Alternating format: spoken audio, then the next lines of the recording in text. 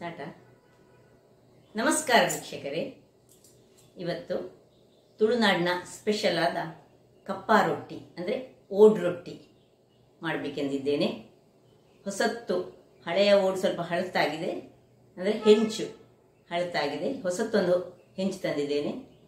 ಹಾಗಾದರೆ ಹೇಗೆ ಮಾಡುವುದೆಂದು ನೋಡುವ ಮೊದಲು ಯಾರೆಲ್ಲ ನನ್ನ ಚಾನಲನ್ನು ನೋಡ್ತಿದ್ದೀರಿ, ಯಾರು ಇನ್ನೂ ಸಬ್ಸ್ಕ್ರೈಬ್ ಮಾಡಿಲ್ಲ ಅವರೆಲ್ಲ ದಯವಿಟ್ಟು ನನ್ನ ಚಾನಲನ್ನು ಸಬ್ಸ್ಕ್ರೈಬ್ ಮಾಡಿ, ಲೈಕ್ ಮಾಡಿ ಹಾಗೂ ಶೇರ್ ಮಾಡಿ. ಹಾಗಾದರೆ ಇದಕ್ಕೆ ಬೇಕಾಗುವ ಸಾಮಗ್ರಿಗಳನ್ನು ನೋಡೋಣಲ್ಲವೇ ವೀಕ್ಷಕರೇ? ಈ ಓಡ್ ರೊಟ್ಟಿಗೆ ಬೇಕಾದ ಸಾಮಗ್ರಿಗಳು ಇದು ನೋಡಿ. ನಾನು ರಾತ್ರಿ ಇದನ್ನು ನೆನೆ ಹಾಕಿಟ್ಟಿದ್ದೇನೆ. ದೋಸೆಯ ರೈಸ್ ಒಂದು ಇದರಲ್ಲಿ 2.5 ಗ್ಲಾಸ್ನಷ್ಟು ದೋಸೆಯ ರೈಸ್ ಉಂಟು ನೋಡಿ, ಒಳ್ಳೆ ನೆಂದಿದೆ. ಇದು 5 ಗಂಟೆ ನೆಂದರೆ ಸಾಕಾಗ್ತದೆ. ಅದನ್ನು ನಾನು ನಿನ್ನೆ ರಾತ್ರಿ ಹಾಕಿಟ್ಟಿದ್ದೇನೆ.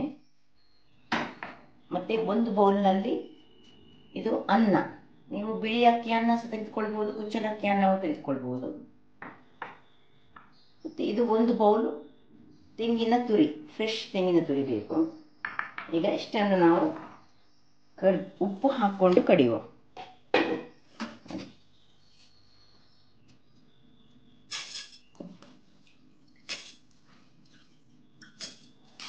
ಬೇಕಿದ್ದರೆ 2 ಬ್ಯಾಚಲ್ಲಿ ಮಾಡ್ಬೋದು. ಇದಕ್ಕೆ ಅಕ್ಕಿ, ನೆನೆಸಿಟ್ಟಂತಹ ದೋಸೆಯ ಅಕ್ಕಿ, ಇದರಲ್ಲಿ ಈಗ ಸುಳಿಗೆ ಅರ್ಧ ಬೌಲ್ನಷ್ಟು ಅರ್ಧ ಅಕ್ಕಿ ಹಾಕಿದೆ, ಅರ್ಧ ಬೌಲ್ನಷ್ಟು ಅನ್ನ ಹಾಕಿದೆ, ಅರ್ಧ ಬೌಲ್ನಷ್ಟು ತೆಂಗಿನ ತುರಿ ಹಾಕ್ತಿದ್ದೇನೆ. ಸೊ 2 ಬ್ಯಾಚ್ನಲ್ಲಿ ನಾನು ಈಗ ಗ್ರೈಂಡ್ ಮಾಡಿ ತರ್ತೇನೆ ವೀಕ್ಷಕರೇ. ನೋಡಿ, ಇಷ್ಟು ಫೈನ್ ಪೇಸ್ಟ್ ಆಗಬೇಕು ನೋಡಿ. ನಾನು ನೋಡಿ ಇದಕ್ಕೆ ಹಾಕೋದು ಒಂದು ಸರ್ತಿದ್ದು ಆಯಿತು. ಒಳ್ಳೆ ಫೈನ್ ಪೇಸ್ಟ್ ಆಗಿದೆ. ಈಗ ಇದಕ್ಕೆ ನೀರು ಸೇರಿಸ್ಲಿಕ್ಕೆ ಉಂಟು. ಇದು ನೀರು ದೋಸೆಯಷ್ಟು ನೀರಲ್ಲ, ಅದಕ್ಕಿಂತ ಸ್ವಲ್ಪ ದಪ್ಪದಲ್ಲಿ ನಾವು ಇಡ್ಲಿಕ್ಕೆ. ಈಗ 2ನೇ ಬ್ಯಾಚಲ್ಲಿ ನಾನು ಮಾಡ್ತಿದ್ದೇನೆ ನೋಡಿ. ನಿಮಗೆ ಬೇಕಿದ್ರೆ 1 ಗ್ಲಾಸಿನಷ್ಟೇ ಮಾಡಿಕೊಳ್ಬೋದು, ಸರಿಗೆ ಮಾಡಿಕೊಂಡು ಮಾಡ್ಬೋದು. ನೀರಿರಬಾರ್ದು, ಇದು ನೀರು ತೆಗೆದು ಹಾಕಬೇಕು. ಇಂದ ಉಳಿದ ತೆಂಗಿನಕಾಯಿ ಹಾಗೂ ಉಳಿದ ಅನ್ನ. ಸೊ ನಾನು 2.5 ಗ್ಲಾಸ್ ಅಕ್ಕಿಗೆ 1 ಬೌಲಿನಷ್ಟು ತೆಂಗಿನ ತುರಿ ಹಾಗೂ ಅನ್ನ ತೆಗೆದುಕೊಂಡಿದ್ದೇನೆ. ಈಗ ಇದನ್ನು ಸಹ ಗ್ರೈಂಡ್ ಮಾಡಿ ತರ್ತೇನೆ. ಸ್ವಲ್ಪ ಉಪ್ಪು ಹಾಕಿ ಗ್ರೈಂಡ್ ಮಾಡು.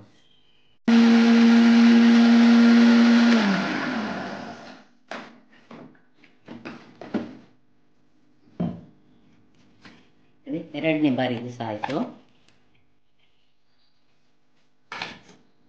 ಇಷ್ಟು ದಪ್ಪ ಬೇಡ ನಮಗೆ. ಇದನ್ನು ನೀರು ಮಾಡಿಕೊಳ್ಳಿಕ್ಕೆ ಉಂಟು. ಸ್ವಲ್ಪ ನೀರು ಹಾಕ್ಕೊಂಡು ನೀರು ಮಾಡಿ ಸ್ವಲ್ಪ ಮಿಕ್ಸಿ ತೊಳೆದ ನೀರನ್ನು ಹಾಕೊಳ್ಳೋಣ ಅದಕ್ಕೆ. ಇಷ್ಟು ದಪ್ಪದ ಅಗತ್ಯ ಇಲ್ಲ, ಸ್ವಲ್ಪ ನೀರು ಹಾಕೊಳ್ಳೋಣ ಇನ್ನು ಸಹ.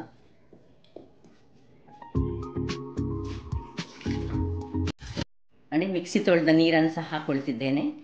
ನಾನು 2 ಬಾರಿ ಗ್ರೈಂಡ್ ಮಾಡುವಾಗ ಸಹ ಉಪ್ಪನ್ನು ಹಾಕ್ಕೊಂಡಿದ್ದೇನೆ ನೋಡಿ. ಇದು ದಪ್ಪ ಆಯಿತು. ಇನ್ನು ಸ್ವಲ್ಪ ನೀರು ಬೇಕು ನೋಡಿ ವೀಕ್ಷಕರೇ. ನೋಡಿ, ಇಷ್ಟು ಅದಕ್ಕೆ ನೀರು ದೋಸೆಗಿಂತ ಸ್ವಲ್ಪ ದಪ್ಪ ಬೇಕು. ಈಗ ನಾವು ಈ ಓಡ್ ದೋಸೆ ಕಾವಲಿಯನ್ನು ಆನ್ ಮಾಡೋಣ. ಇದನ್ನೊಂದು ಹೊಸತ್ತು ನೋಡಬೇಕು ಹೇಗೆ ಬರ್ತದೆ ಅಂತೇಳಿ. ಮೊದಲಿಗೆ ಇದು ಬೇಸಿ ಆಗ್ತಿರುವಾಗ ಇಲ್ಲಿ ನೋಡಿ, ಇದಕ್ಕಿನ್ನು 2 ಸ್ಪೂನಿನಷ್ಟು ಎಣ್ಣೆಯನ್ನು ಹಾಕ್ಕೊಳ್ತಿದ್ದೇನೆ ನಾನು. 2 ಸ್ಪೂನ್ ಎಣ್ಣೆ ಹಾಕಿದರೆ ಒಳ್ಳೆ ಅದು ಇನ್ನು ಸ್ವಲ್ಪ ಸ್ಮೂತ್ ಆಗಿ ಬರ್ತದೆ.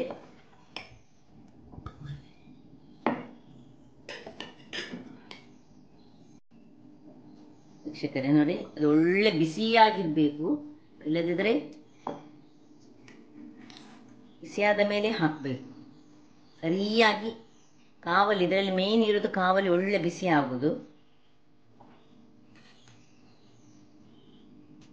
ನೋಡಿ. ಈ ಹದದಲ್ಲಿ ನಾವು ತಗೊಳ್ಬೇಕು. ಹೆಚ್ಚು ನೀರು ಸಹ ಅಲ್ಲ, ಹೆಚ್ಚು ದಪ್ಪ ಸಹ ಅಲ್ಲ, ಒಂದೇ ಒಂದು ಇದನ್ನು ನಾವೀಗ ಇದರಲ್ಲಿ ಒಳ್ಳೆ ಬಿಸಿ ಉಂಟು.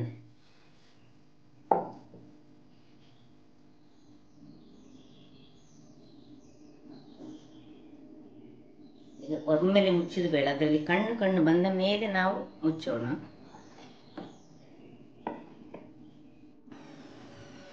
ನೋಡಿ ವೀಕ್ಷಕರೇ, ನೋಡಿ ಸಣ್ಣ ಸಣ್ಣ ಕಣ್ಣು ಬರಲಿಕ್ಕೆ ಶುರುವಾಯಿತು. ಈಗಲೂ ಮುಚ್ಚಿದ ಬೇಡ, ಫುಲ್ ಕಣ್ಣು ಬರಲಿ, ಆಮೇಲೆ ನಾವು ಮುಚ್ಚೋಣ. ವೀಕ್ಷಕರೇ ನೋಡಿ, ಕಣ್ಣು ಬರ್ತಾ ಉಂಟು. ಈಗ ನಾನು ಇದನ್ನು ಮುಚ್ಚಿಕೊಳ್ತಿದ್ದೇನೆ. ನೋಡಿ ವೀಕ್ಷಕರೇ, ಈಗ ಇದರ ಮುಚ್ಚಳವನ್ನು ತೆಗೆಯೋಣ. ನೋಡುವ, ನೋಡಿ ಒಳ್ಳೆ ಕಣ್ಣು ಬಂದಿದೆ. ಸ್ವಲ್ಪ ಉರಿಯನ್ನು ಸಣ್ಣದಾಗಿ ಇಟ್ಟುಕೊಂಡಿದ್ದೇನೆ ನಾನು.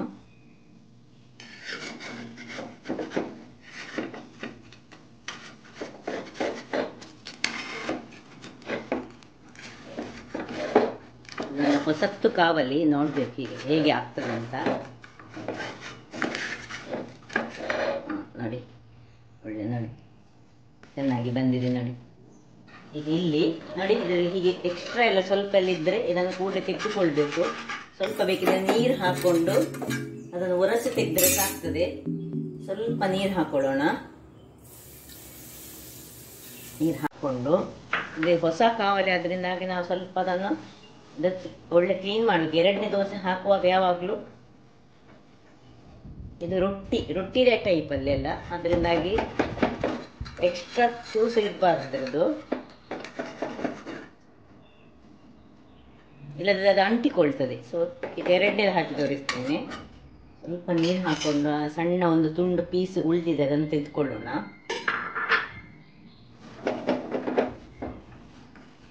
ಒಂದು ಚೂರು ಪೀಸ್ ಇಲ್ಲದೆ ಕ್ಲೀನ್ ಮಾಡಿಕೊಂಡು ಎರಡನೇ ರೊಟ್ಟಿಯನ್ನು ಹಾಕೊಳ್ಬೇಕು, ಇಲ್ಲದ ಅಂಟಿಕೊಳ್ತದೆ. ನೋಡಿ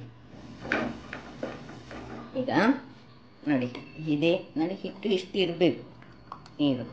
ಈಗ ಪುನಃ ಜೋರು ಬೆಂಕಿ ಮಾಡಿಕೊಂಡು ಒಳ್ಳೆ ಪುನಃ ಕಾಯಬೇಕಿದೆ, ಕಾದ ಮೇಲೆ ಹಾಕೊಳ್ಬೇಕು.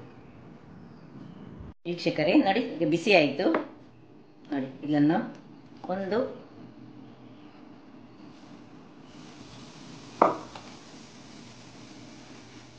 ಸ್ವಲ್ಪ ಬೇಕಿದ್ರೆ ದೊಡ್ಡದು ಬೇಕಿದ್ರೆ ದೊಡ್ಡದು ಮಾಡ್ಕೊಳ್ಬೋದು, ಸಣ್ಣದು ಬೇಕಿದ್ರೆ ಸಣ್ಣ ರೊಟ್ಟಿ ಬೇಕಿದ್ರೆ ಸಣ್ಣದು ರೊಟ್ಟಿ ಮಾಡಿಕೊಳ್ಬೋದು. ಈಗ ನೋಡಿ ಕಣ್ಣು ಬರಲಿ, ಆಮೇಲೆ ಮುಚ್ಚಳ ನಾವು ಮುಚ್ಚಳಬೇಕು. ನೋಡಿ ವೀಕ್ಷಕರೇ, ಇನ್ನು ಮುಚ್ಚಳ ಮುಚ್ಚೋಣ. ನೋಡಿ ಕಣ್ಣಿಷ್ಟು ಬಂದಿದೆ, ಇನ್ನು ಸ್ವಲ್ಪ ಉರಿ ಸಣ್ಣದು ಮಾಡಿಕೊಳ್ಳೋಣ.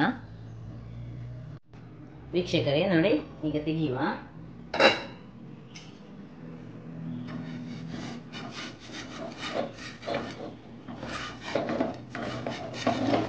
ಇದು ಹೊಸ ಕಾವಲಿ ಅದರಿಂದಾಗಿ ಸ್ವಲ್ಪ ಸೈಡ್ ಸ್ವಲ್ಪ ಇದು ಬರ್ತದೆ.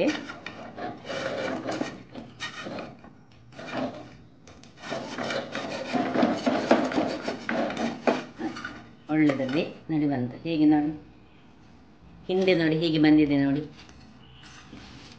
ಇನ್ನು ನೆಕ್ಸ್ಟ್ ಮಾಡುವಾಗ ಪುನಃ ನೀರನ್ನು ಹಾಕ್ಕೊಂಡು ಇದನ್ನು ಕ್ಲೀನ್ ಮಾಡಿಕೊಂಡೇ ನಾವು ಮಾಡಬೇಕಲ್ಲದೆ ಇನ್ನು ಹಾಕುವಾಗ. ನೋಡಿದ್ರಲ್ಲ ವೀಕ್ಷಕರೇ, ಎಷ್ಟು ಸುಲಭ ವಿಧಾನದಿಂದ ನೋಡಿ, ಎಷ್ಟು ಚೆನ್ನಾಗಿರುವಂತಹ ನೋಡಿ ಹೇಗೆ ಬಂದಿದೆ ನೋಡಿ. ಈ ಕಪ್ಪ ರೊಟ್ಟಿಯನ್ನು ತಯಾರಿಸುವುದೆಂದು ಖಾಲಿ 3 ವಸ್ತುಗಳು ಇದಕ್ಕೆ ಬೇಕು. ಈಗ ನಾನು ಚಟ್ನಿ ಮಾಡಿದ್ದೇನೆ. ಚಟ್ನಿ ಅಲ್ಲದೆ ಇದನ್ನು ಕೋಳಿ ರಸದೊಂದಿಗೆ ಅಥವಾ ಮಾಂಸದ ರಸದೊಂದಿಗೆ ಅಥವಾ ಸಾಂಬಾರಿನೊಂದಿಗೆ ಯಾವುದರಲ್ಲಿಯೂ ತಿನ್ಬೋದು. ಹಾಗಾದರೆ ವೀಕ್ಷಕರೇ, ನನ್ನ ಕುಕಿಂಗ್ ಚಾನಲ್ ನಿಮಗೆ ಇಷ್ಟ ಆದರೆ ಬೋಳೂರು ಸುವರ್ಣ ಚಾನಲನ್ನು ಲೈಕ್ ಮಾಡಿ, ಶೇರ್ ಮಾಡಿ ಹಾಗೂ ಸಬ್ಸ್ಕ್ರೈಬ್ ಮಾಡಿ ಹಾಗೂ ನನ್ನ ಇನ್ಸ್ಟಾಗ್ರಾಮ್ ಪೇಜನ್ನು ಫಾಲೋ ಮಾಡಿ. ಧನ್ಯವಾದಗಳು.